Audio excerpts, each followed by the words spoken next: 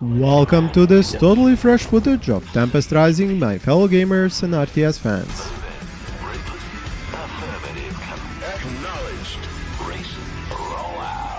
Not only will I show you some never before seen units and buildings, but also tell you about the others we just learned about during the latest developers interview, as well as more important info about the game.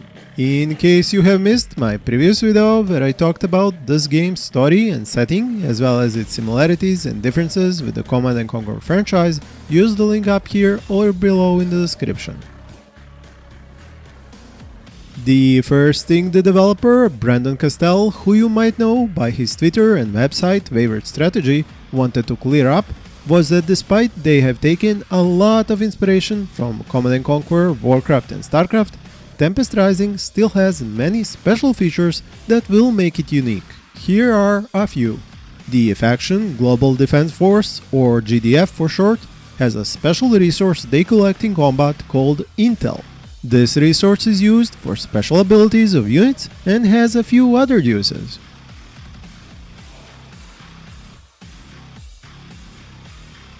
On the other hand, the Dynasty faction is very focused on generation of power in their power plant buildings and its usage. One of the direct ways to use this is to switch a power plant from a power production to a power distribution mode, in which this building speeds up not only building times of nearby buildings, but also their combat power. So you can boost your defenses or your unit production as long as you have built enough power plants to support this action. This is just one system and Dynasty has several of them. Another extra feature of this game is its system of specialists. In single player, these units are individually named units, or better said characters, whom you can recruit between missions and do actual special missions for and earn their trust and support. This also comes as a choice, because doing a mission for one will secure them for you, but that mission you don't do also loses you other potential specialists. So there is replay value in that. In multiplayer, these units are also present, but as much more simple units and not specialists, keeping their unique abilities but with no story elements. One of the top tier units in the GDF is a unit called the Scrambler, a harassment unit with several great abilities. It can become invisible when it's not attacking, but when it is, it fires long-range missiles at both air and ground targets. It can deploy something called Tempest Chaff to disable enemy buildings and do area damage. And it is also very fast, so perfect for ambushes.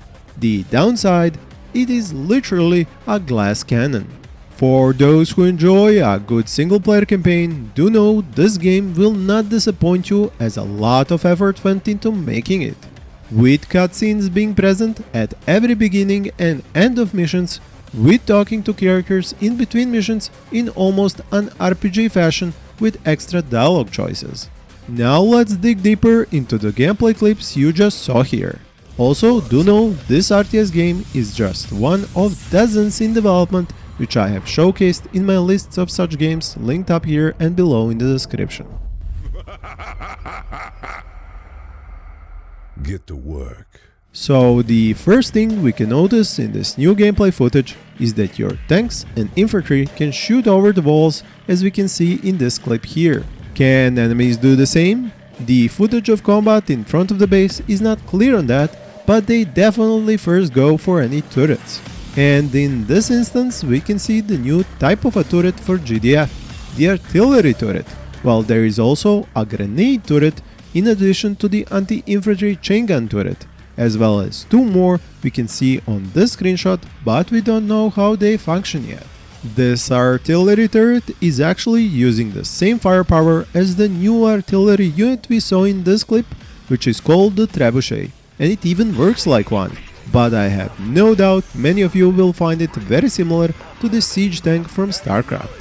In the normal vehicle mode it moves, but once it's deployed, it fires really long-range shells which have these huge parabolic arcs of fire and land with an extra almost electric type explosion. The unit is just one among several, which requires you to build a tech center to unlock them. That is this building here, and it has a huge health pool. Comms Rig is another vehicle unit, and it has the Intel mode, in which it can detect enemy stealth units and plant mines as well as move. The other mode being the comms mode, in which it cannot move but gives nearby friendly units extra move and attack speed. The drone operator infantry unit can send its drone on a scouting mission in the remote control mode and give you extended sight to use your artillery in combat better. This really helps in moving uphill, for example, because as we can see in this clip, the units under the hill do not have a line of sight at the enemies shooting at them from the top of the hill.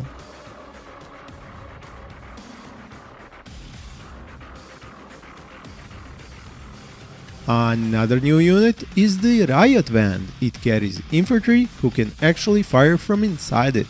Its ability is to deploy a suppression field which temporarily stuns enemy infantry. One detail to notice is that units obviously do not take damage from being inside the Tempest fields, a question I know many of you had in mind.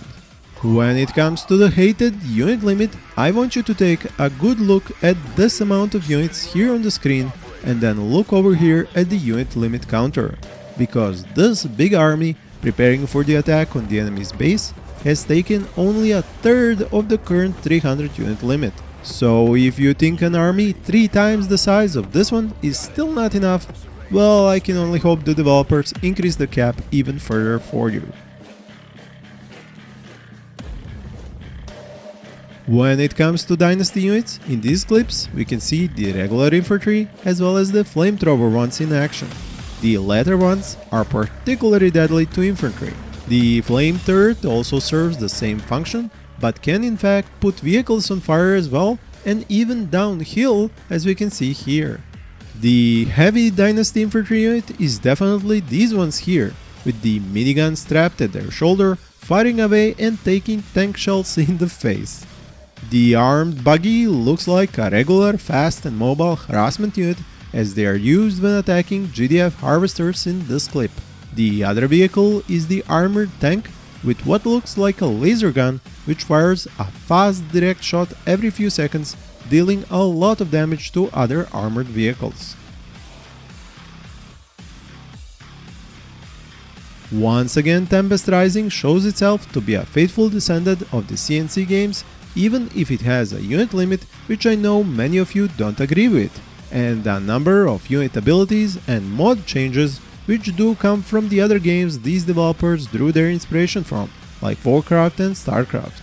I will be here to bring you any additional news about this game, but for now use the cards on the screen to see all my previous videos on this and other RTS games.